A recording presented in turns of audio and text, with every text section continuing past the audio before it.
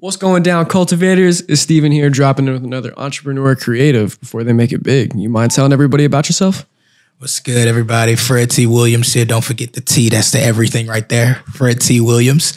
But just wanted to pop in, kick it with my boy Steven real quick and just talk to y'all, hang with you, and see what's good. There you go. There you go. Yeah. So tell me, Fred, what's the real story behind your birth as an entrepreneur creative? Man, way back when I was a shorty. Now I'm playing. But for me, it started with just having dreams, man. Like, I believe everybody has dreams. Everybody has dreams. We dream about what we want to be. We see people on television that we resonate with. We listen to music and the songs. They put us in a groove and a vibe that like make us think beyond where we are. And one day I just kind of realized that having dreams is good, but it's even better when you wake up and start moving in the direction of that dream. And so I became more so a creative from the standpoint of connecting people with the actual necessary steps to make those dreams a reality. And that's what I've pretty much spent all of my free time, all of my adult life doing, connecting people to that path, that strategy, that plan, even sometimes the resources to make those dreams a reality. So you're that bridge. I'm that bridge, You're man. that man. That's that man right there. Yes, trying to be. No, you're not trying. You're doing. I mean, Man. you're doing a lot. You say you got books published and stuff. You're doing a lot. Appreciate it. I got 4 books. I got 1 getting ready to drop. Y'all can hit it on Amazon. But yeah, just 2 poetry books. Some things to challenge your thinking, challenge that paradigm, you know, because we win in our mind first. If you can win in your mind, you've won everywhere else. That's true. It's very true. So I've got to ask you, what are some essential values and ethics you live by? Essential value and ethics that I live by. First, always keep it 100. Always keep it 100. So that's how you separate yourself from the norm, huh? Yeah, it's easy. It's so easy. And not just 100 in your conversation and things like that, but 100 with yourself. Like, I know what's for me and I know what's not for me. And I think a lot of us get stuck because we try to do things that are not for us because we saw it work for someone else. And we don't take that time to hone in on ourselves. Like, what do I actually like? What actually fits my personality? You know what I'm saying? And when I learned that about myself, like, this is what I'm going to do. Fred going to be Fred, period. Everybody can be what they want to be, but Fred is going to be Fred. What works for Fred may not work for Steven, but it works for Fred. We may end up at the same end point, but I had to take a different path to get there because our skill sets may be different. Our way of connecting with people may be different. Just our innate gifts may be different, but we still reach the ultimate goal of success. And so I had to learn that keeping it 100 with myself first, you know, that was like the biggest thing. Cause man, the world will sell you a lie. They had you hyped up on somebody else's dream and you be like, you thinking you out there Superman, you know, you about to fly and everything. You don't realize those are stunts. Those are cables. It's not real life. That's very true. So yeah, man. Can you share a customer experience that really embodies what you're all about? A customer experience that really embodies what I'm all about. All right, let's see. There was one customer that I had. He was difficult. He was difficult. He didn't know necessarily what he wanted, but he knew what he wanted. If you've ever encountered somebody like that, like everything you do is like a no, that's not it, that's not it, that's not it, that's not it, till you hit that thing that it's like, oh snap, that's it. He was in my head. And it really came from how I handled that more so was taking more time to listen. I think we win more when we listen more. I think so too. We win more when we listen more. And I was able to like listen to the things that were not being said. And that kind of helped me create the design package and things that he needed, those little design assets that he needed that took his brand to the next level. Okay, that's actually pretty cool. So is that how you would say you vibe with the scene as well and like are really able to give back to the community? Yeah. Communication is my primary gift. So with communication being my primary gift, whatever other things that I have, skill sets per se, web graphic design, writing books, public speaking, all of those things, it falls still under the bridge of communicating. So my way of giving back is, I guess, street sense, I'm a hope dealer. I'm a hope dealer, you know, because I'm going to help you see beyond where you are.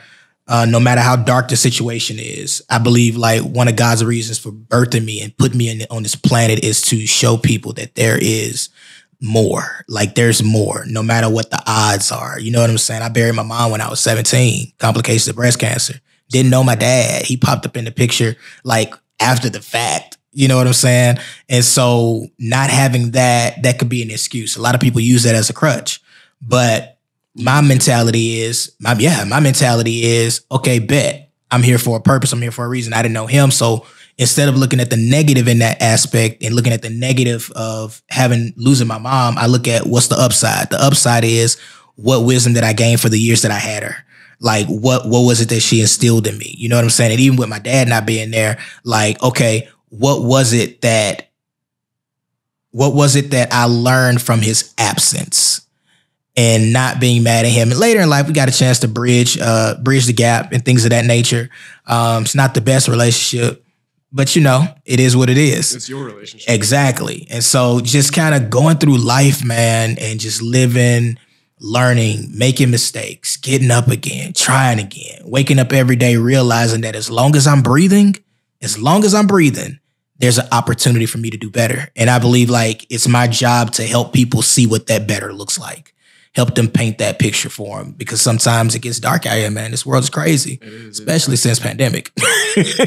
Post-pandemic world is like... It's crazy. It's a different world. Yeah, it's different. Totally. I'm always 20, so I mean, I feel you on a lot of things you say, the way you say it, like everything. I really resonate with that. So understanding the fact that we spread so much hate on a daily basis and you don't even realize it as people, as a civilization, it's just such an arbitrary thing. I feel like we could definitely abolish that and be able to bridge that gap where it's like, hey, I'm scratching your back, you're scratching mine, but we're not trying to do it for our own gain. We're doing it because we genuinely want to help each other. We want to get you somewhere. We want to, flourish together.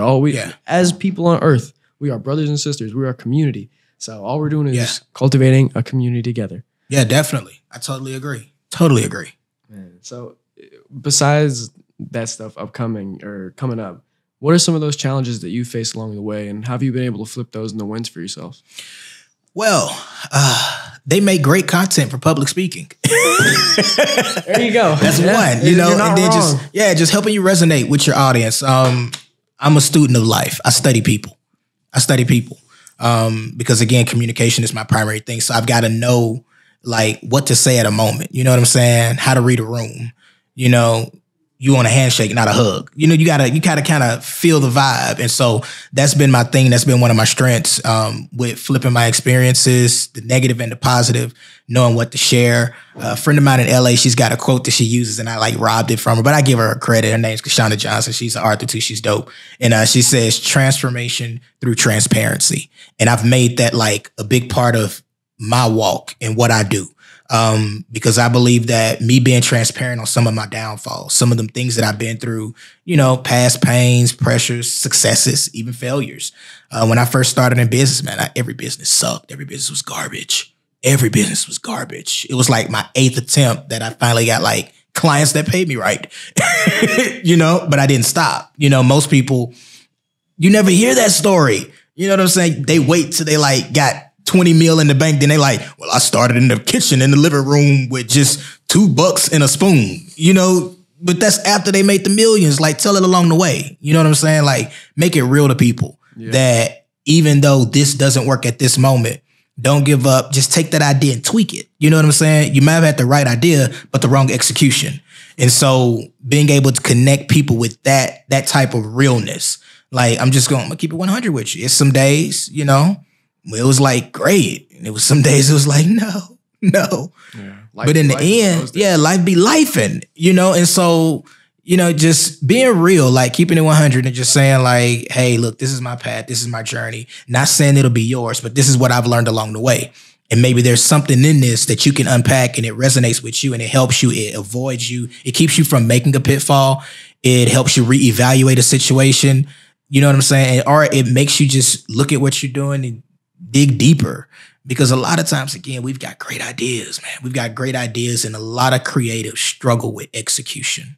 Yeah. It's hard sometimes to get those ideas out of your head into real life. And so that's why places like this are critical. You know what I'm saying? Because it's a birthing ground. It helps bring those ideas to life because, what would Michael Jackson be today if there was no Jackson 5? You know what I'm saying? Like, we only know Michael Jackson because of the Jackson 5. He didn't come out as a solo artist. He like cut his teeth with his brothers, with his family, getting on that stage, doing it was like, oh, okay, so Mike the man. Okay, bet. He gonna sing all the songs now. You know what I'm saying? And then he was like, okay, I'm gonna be a solo act. But all of that, it's like Michael Jordan. Michael Jordan was never a solo player on the team. He was a team player. We wouldn't even know Mike if it wasn't for the Bulls. Like, wasn't nobody talking about him in the Carolinas. Not like that. Not like now. Yeah. You know, so all of these things, it takes a team. And so I'm just doing my part. That's fulfilling your role, people. That's it. That's real. That's it. So do you have any stories that you have, or how should I say this? Do you have a story where you've really been able to change somebody else's game through your brand? Yeah, I got a couple of those. I've been fortunate enough to work with some amazing people over the years. And one client in particular, they had the idea. And we kind of hashed it out. Late night phone calls, brainstorming, like just kind of going through it, talking, revisiting, like, how do you want to execute this vision? And it took about a year and a half. Several steps, several processes, a lot of things that had to be like revisited, you know, because brands answer questions. I believe like every entrepreneur, you're an entrepreneur. You can be an entrepreneur to make money, but most entrepreneurs are successful when they solve problems. Yeah. So what problem are you solving? What process are you streamlining? What gap are you filling? And so I'll deal with my clients on that. Like when they come to me like, Fred, I want a website. I want it to look like this. I want it to look like so-and-so website. And I'm like, why? Yeah. Like what for? What's the mission? First thing, what's your mission? What's your values? If you don't have any, I won't take your project. We're going to start from scratch. What's your mission? What's your values? Let's get that narrowed down, because that shapes the experience, because a brand is not just a logo or a website or a flyer. You know, it's a whole experience. Yeah. So it's what the customer feels when they work with you, when they stop working with you, or when the project ends, or whatever the case may be. It's your response time. It's your communication with them. Like, it's that whole experience. That's your brand. And so you don't go to a restaurant and be like, man, that waiter was good and the food was horrible, so you going back just because the waiter was good. The whole experience got to be banging. Yeah. You're like, that waiter's good, that food was trash. Yeah, it's like, well, maybe I'll find him somewhere else. But. Right. Maybe I'll find him somewhere else. I just leave him a nice tip because I ain't gonna come back. You know, that type of deal. And so we were able to dig through everything and cultivate I use your name in that, cultivate. Y'all saw that, right? I try to do my best to do that too. We were able to cultivate an experience that it crafted everything just right. It fell perfectly. And it was an event done in LA, and it was phenomenal. It was phenomenal. And like I said, my role in that was more so, I'm a sounding board, and I let my clients think and feel. I don't steer their feelings or control their feelings. I ask questions. I'll ask questions to steer the process. So why are you doing this? What's the purpose of this? What do you want to do this for? Okay, what's the meaning? What's the deeper meaning behind this? Who are you trying to connect with this? You know what I'm saying? What's your overall end result? What do you want to see at the end? What would make you feel like this event was like phenomenal? Yeah. And then we work to answer those questions, put the things in place that can answer those questions and make those answers a reality. So yeah. Yeah. So what are some future plans you got for us that we should be looking out for? Future plans. I'm going to have another soul session soon. I did my first soul sessions in January, end of January. Did it at Neighbors in the Second Ward. It was dope. And so they done toured me. I toured this building. I think we're going to be over here next time. So we're going to talk offline. We're going to get that together, you know. We definitely get those things in order. But yeah, bringing another soul sessions. And that's just it's a live event, man, where we vibe, drinks, music, good people, good conversation. And we pull out the sofas. We talk, we vibe, we connect. And there's some food too, yeah. But we vibe, we connect, and we just it's like a real talk session. It's a real talk session. That's something that's been heavy on my heart, man, because a lot of times you see a lot of these gurus out here, they're talking in one dimension. They're talking either just straight to women, or they're talking just straight to men, and this relationship stuff that's slanted and it's surface stuff. It's not the deeper stuff. You know what I'm saying? So these environments are, I like to call them healing spaces. They're healing spaces. They're spaces where You can ask the tough questions. You know what I'm saying? Whatever it is, no subject off limits, you know, and because we got to do better at taking care of our souls. Like we show up for everybody. We show up every day for everybody. And there's this post, there's these things that have been circulating on Instagram now since the pandemic real heavy, and it's check on your strong friends. And you see that a lot. Check on your strong friend. That friend is always encouraging everybody. And what I got from that was even deeper. Like, we spend so much of our energy and our time, even not the strong friends, but just everybody showing up for everybody else. And that somehow becomes our identity till we get to a certain age and we realize we hella broken. Like, we hella dysfunctional, we hella broken, we got hella issues that we never dealt with, and we just go out and have fun because we don't want to deal with it. And I want us all to be healthy, man. Like, I want us to like really, really, really, really experience that kind of health and wholeness, that healthy friendships, healthy relationships, you know, and not just be so caught up in a cycle, you know, that society pushes, you know. These loops, man. These loops get you. Yeah, like you can get a bag. It's easy to make money. That's one of the easiest things to do. People are like, it's hard. I know it's not. It's real easy to make money. It's super easy to make money. All you have to do is find out what's working, find out the overhead, do something on the side to give you the resources that you need to take care of the overhead. That's it. You can make money. You can go out here today, go to the dollar store, buy a bag of towels, stand on the side of the street. And I'm not telling you something that I heard. I'm telling you things that I know for a fact. Like I know for a fact. I used to sell Krispy Kreme donuts in Chicago, bro. Listen, on the corner of 87th, fundraiser for my church, on the corner of 87th and the Dan Ryan, I would be out there with a couple of dudes. I scream, you scream, we all scream for Krispy Kreme. On Friday mornings, Saturday mornings, like, yo, real talk, on Friday mornings, Saturday mornings, from maybe like 7 a.m. to 9 a.m. or 6 a.m. to 8 a.m., we'll walk up the corner with about $2,500 of Krispy Kreme donuts, man. Damn. Making money is never an issue. Most times people don't want to necessarily do what it takes.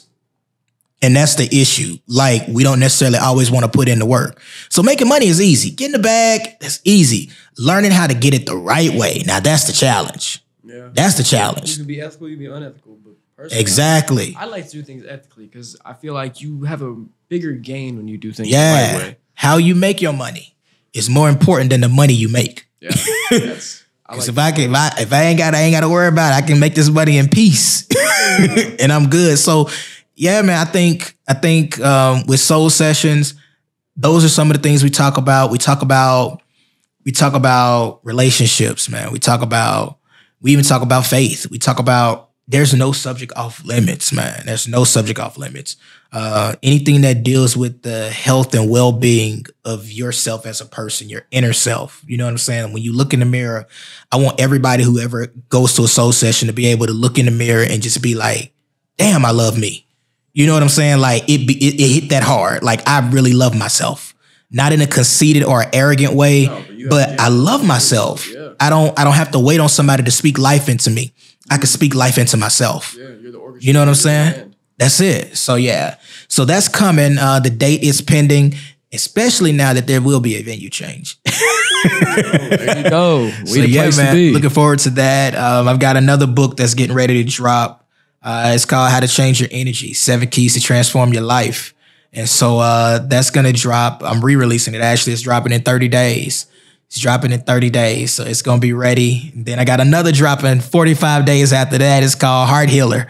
And it's a collection of poetry, man, through the process of healing. So it deals with grief, denial, acrimony, bargaining, like those different steps or those actual steps that's in the process of healing and grieving. And so it walks you through that path. So yeah, I'm all for creating resources, whatever I can do. Damn. So yeah. That's deep. I really like that. So has there been any moments in your journey along the way that have really just had you going like, yes, I did it? Yeah, man. Like close of 2021. I got so much press. Close of 2021, just like out of the blue, like random things. Got a little write up, like thoughts from an entrepreneur, whatever. It landed in Forbes magazine, And so I'm like, yeah, bro. So go to my Instagram. It's in the stories. Look for press. Entrepreneur, in the Entrepreneur magazine and in Forbes. And you know what I'm saying? Just got crazy press. And the weird part about it was at that time in my life, I felt like I was lost. I felt like I was trying to figure out competing with all the other people, voices, because when there are other people that do what you do, unfortunately, you cannot help but compare yourself. Yeah, you're like, and you try not to do that. And the thing to do is to not compare because comparison kills. But in reality, you know what I'm saying. You just be like, you look at them and be like, okay, maybe I can tweak this. Maybe I can change that. Maybe I can adjust this. Maybe I can adjust that. Dang, they did it like this and they got this kind of response. Maybe I need to do that. And that's when I have to circle back around to keeping it 100 with Fred. Like, all right, bro, they did that, but that's not you. That's not going to work for you. That's not going to vibe for you.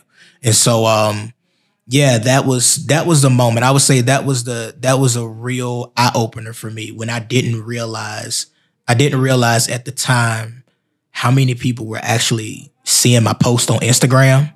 Cause like my following like shot through the roof after that. And, but like, I didn't realize how many people were seeing my post. I didn't realize my words were actually resonating with people because again, most of my stuff is transparent. Like if you go through my post or go through my Instagram, when I got to put some up, I got another page on there. I'm gonna put it in my bio that are it's just words. It's just quotes. It's just my writings, pieces of my writings.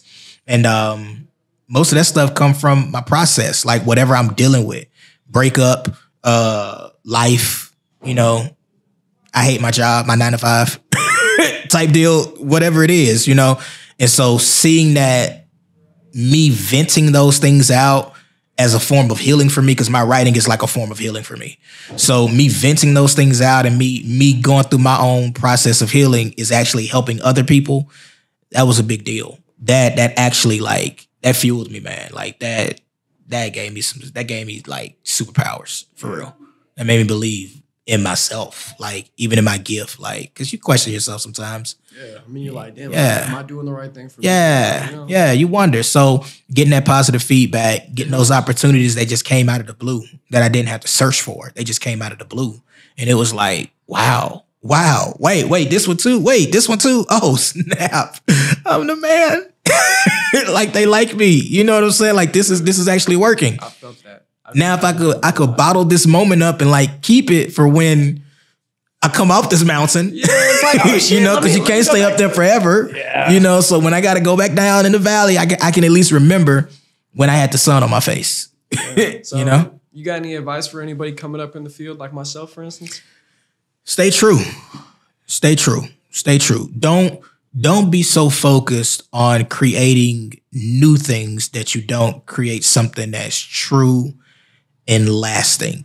Everything new. Every day there's a new artist. Let me put it like this. There's a new rapper every day. Every single day. The end of your show, because all you got to do is get in, buy a beat online, say a couple of words or grunt a little bit because, rappers today are not doing what they... I'm a hip hop head too. I'm an old school hip hop head, old school hip hop head. Like some of the new stuff is cute, but it's not real skill per se. And it's great. And a lot of them get to a point where they burn out quick. And so you see them, they drop 1-2 albums, then they disappear. They drop one album, then they disappear. And it's not that they wanted to because the money was good. It's just that they didn't have anything else to offer because that was it. And you see a lot of some businesses, they come up, they're hot like the first month or two. Like don't get so caught up off the sensation. Sensationalism, it'll have you thinking like you're bigger than what you are, you're better than what you are. Like focus on being true. Stay true to the process.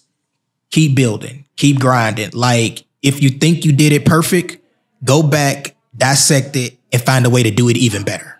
You know what I'm saying? Like always keep working on your craft. Always keep working. We never stop learning. I read books. And when I can't read, I listen to Headway app and get my little book summary in because I'm always learning. Whether it's my mental space, emotional space, with my job, I'm always learning. I'm in a training every week, even though I don't want to be.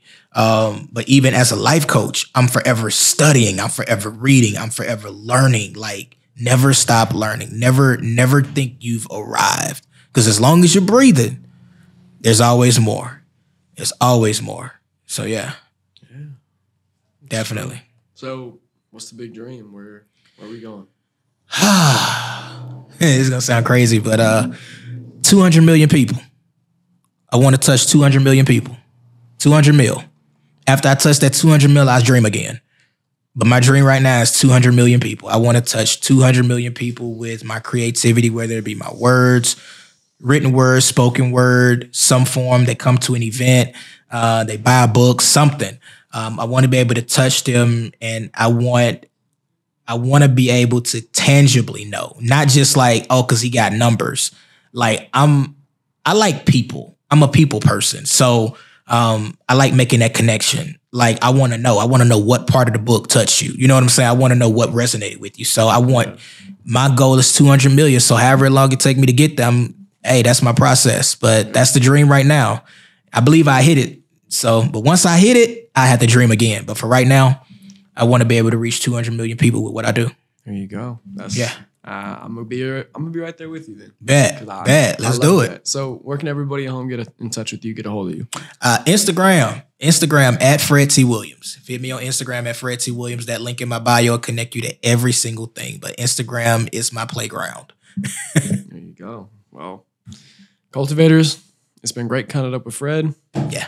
I'm gonna see you guys in the next one. Peace. Bet.